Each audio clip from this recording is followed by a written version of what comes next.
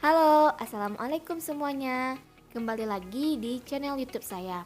Nah, buat yang belum tahu, perkenalkan, nama saya Ian Novalinda. Saya berasal dari lokal PAI 5A dengan NIM 2118038. Saya berasal dari Institut Agama Islam Negeri Bukit Tinggi. Nah, sebelum lanjut ke dalam videonya, jangan lupa klik like, komen, dan subscribe.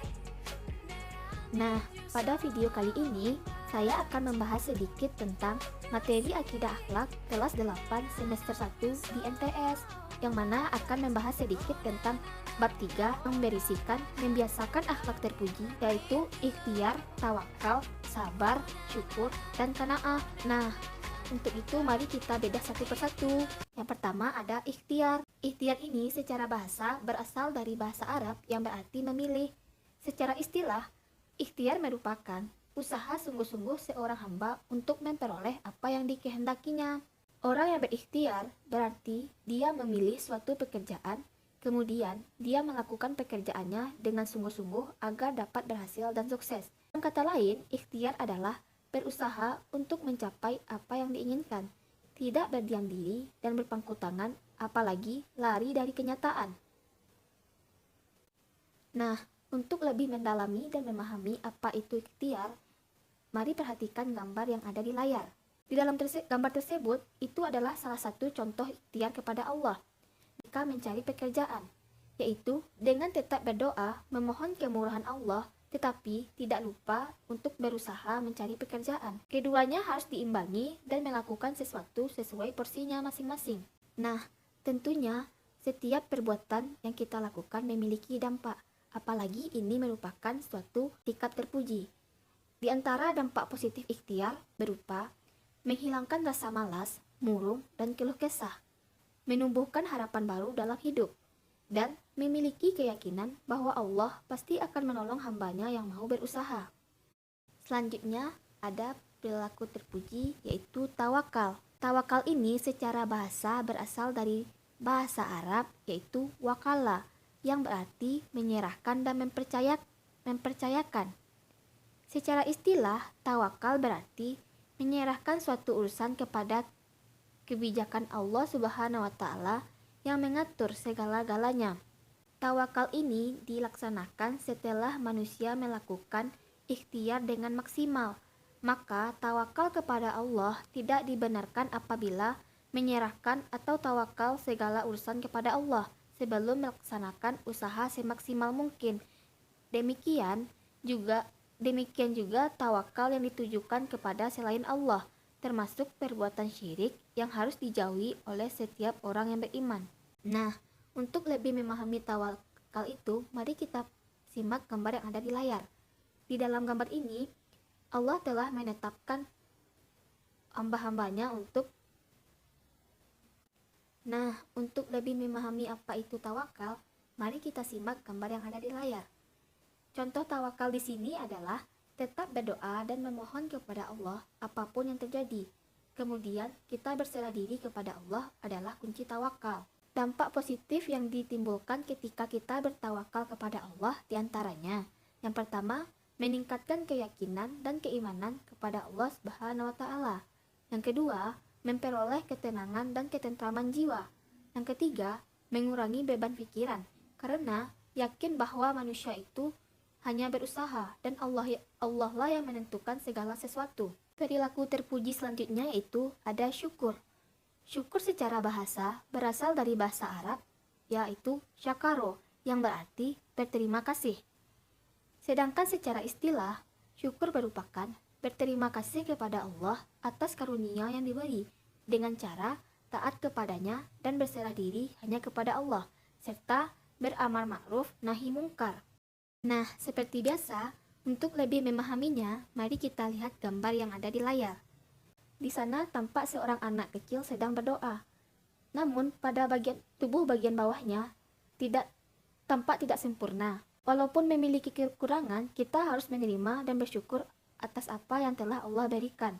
Apapun yang terjadi di atas dunia ini adalah atas izin Allah. Jadi, yang perlu kita lakukan adalah selalu bersyukur kepada Allah. Nah, Apa saja sih dampak positif ketika kita selalu bersyukur atas nikmat Allah? Di sini ada 4 poin penting yang akan dibahas. Yang pertama yaitu, tentunya kita akan mendapat tambahan nikmat dari Allah.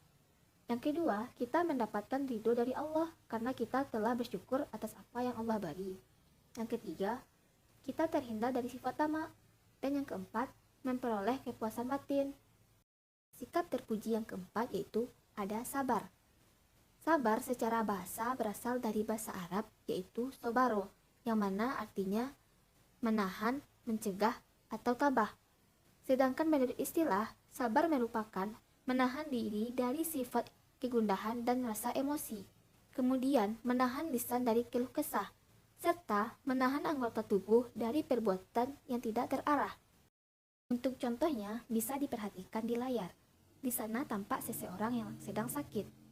Ketika sakit, kita tetap harus selalu bersabar, karena di balik sakit tersebut, Allah sudah menyiapkan sesuatu yang indah. Sakit juga merupakan penggugur dosa kita. Jadi, ketika sakit, janganlah kita sedikit-sedikit mengeluh, tetapi kita tetap harus bersabar serta bersyukur karena sakit merupakan salah satu penggugur dosa kita. Menurut Imam Ghazali sendiri, sabar dibagi menjadi 3 macam. Yang pertama yaitu sabar dalam taat kepada Allah Subhanahu wa Ta'ala. Yang kedua, sabar dalam menghindari maksiat. Dan yang terakhir menurut Imam Ghazali, sabar dalam menghadapi ujian atau musibah dari Allah. Ini dapat kita lihat dari gambar yang sebelumnya. Orang-orang yang bersifat sabar memiliki ciri-ciri sebagai berikut. Yang pertama, memiliki emosi yang stabil dan tidak mudah terpengaruh. Yang kedua, tidak marah dan tidak membalas bila dizalimi oleh orang lain. Yang ketiga, tidak mau menyakiti hati orang lain. Dan yang keempat, memiliki tutur kata dan budi pekerti yang baik. Dampak yang ditimbulkan ketika kita bersabar adalah, yang pertama, dapat membendung tipu daya setan, walaupun mereka punya kekuasaan atau kekuatan yang besar. Yang kedua, Allah Subhanahu wa Ta'ala telah menjamin kenikmatan dunia dan akhirat pada orang-orang yang bersabar. Yang ketiga, mendapat ampunan dan pahala yang besar dari Allah Subhanahu wa Ta'ala. Dan yang terakhir, akan berhasil atau sukses dalam kehidupannya, baik itu di dunia maupun di akhirat. Materi yang terakhir yaitu perilaku terpuji qanaah. Secara bahasa, qanaah ini berasal dari bahasa Arab, yaitu qanaah, yang berarti menerima apa adanya yang diberikan kepadanya, ataupun disebut dengan rela. Sedangkan secara istilah berarti menerima keputusan Allah dengan tidak mengeluh, merasa puas dan penuh keridhaan atas keputusan Allah, serta senantiasa berusaha hingga batas maksimal kemampuannya. Untuk contoh, mari kita pahami gambar berikut.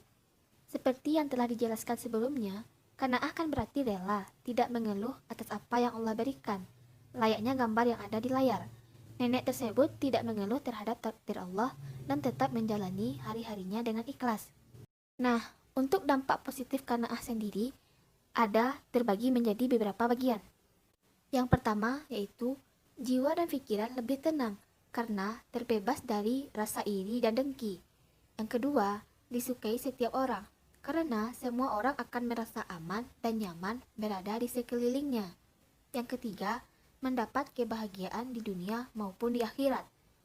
Yang keempat, terhindar dari sifat tamak. Dan yang terakhir, yaitu terhindar dari ancaman siksa api neraka yang berat. Nah, itulah video singkat tentang membiasakan perilaku terpuji. Semoga apa yang disampaikan bermanfaat dan materi yang disampaikan dapat kita amalkan dalam kehidupan sehari-hari.